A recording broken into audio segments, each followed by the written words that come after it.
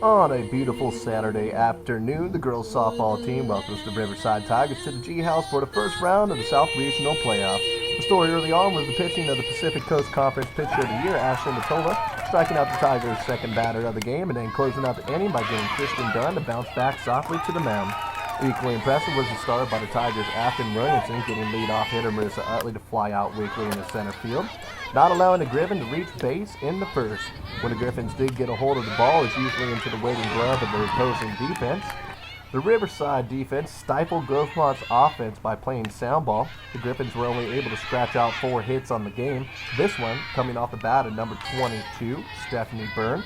One of 2 hits for Byrne, half of the Griffins' offensive production on the day. In the third is when things all came unravel. Matola walks third baseman Erica Fisher, gets Diana Torres to ground out weakly back to the mound, but the speedy Torres pressures Matola into making an abrupt throw that goes off the top of Byrne's glove. The error allows the runner to score, giving the Tigers the first lead of the day. Riverside continued their hot hitting into the later innings, getting help from the Griffins. Riverside's catcher Jennifer Goods ended the day 3 for 4 with a monster solo shot, following the 2-run home run by Kristen Dunn. Heading into the bottom of the 7th, Griffins' last chance to get anything going went down in order as Williamson closes out the 4-hit shutout, giving the Tigers a 1-0 advantage in this best-of-3 series that continues tomorrow, 12 o'clock game time. Final score, Riverside 8, Grossmont 0. Welcome to Day 2 of the Grossmont Griffins Softball Playoff Championship. We immediately pick up the action in the top of the first. Marissa Utley draws a walk from Amanda Mesa, bringing up Ashley Marks, who lays down a successful sacrifice bunt to advance Utley. Katie Thomas then proceeds to take 4 balls, putting runners on first and second, and the Griffins are in business. Griffin catcher Ashley Kootman wastes no time putting the first runner across the plate by doubling down left field line to score Utley. All of a sudden, Mesa is in trouble with runners on second and third, but she gets out of the inning by inducing Leanne Stroud to ground out weakly to third baseman. Riverside answers in their bottom half of the first frame when Griffin pitcher Stephanie Byrne gives up 4 wide ones to leadoff batter Lisa Galvin, followed by Jessica Martinez' sharp single to left field. Byrne walks Kristen Dunn to load the bases with Tigers. On an 0-1 pitch to center fielder Amber Lozano puts the ball back up the gut. The ball is misplayed by Utley, allowing 2 runners to score, Galvin advancing to third.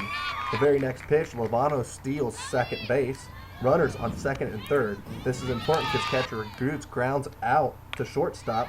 Could have been an inning and double play, but instead ends up as an RBI ground out for Goods.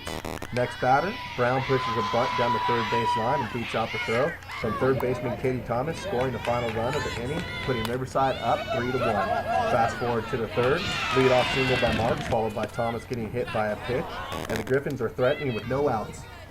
Ashley Kootman once again steps in and delivers.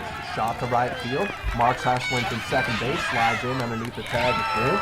Utley promptly is walked on 4 pitches, but the momentum of the inning has changed when Utley is thrown out by Groots with a strong throw down to second base. One of 2 aggressive moves by the Griffins that doesn't pay off. The second one comes on Marks' double. Byrne, trying to score all the way from first, is thrown out easily at home in what had the potential of being a huge inning for the Griffins. Ends up as only 1 run on the board. Defensive play goes to Kootman, making this diving catch on the missed bunt. Kootman was also the Griffins' offensive star of the game, going 2 for 3 with 2 RBIs. But in the end, it was the defense that let the Griffins down. The multiple miscues allowed the Tigers to extend the inning and their lead. Groots, a thorn in the Griffins' side all weekend long, comes up here with another big hit, putting the game out of reach and sending the Griffins home for the playoffs. The scoreboard tells the story. The 6 total errors by Grossmont leads to their 10-2 defeat at the hands of Riverside. For the Griffins, it was a promising year and one of which they can build on, with half of this talented group coming back next year.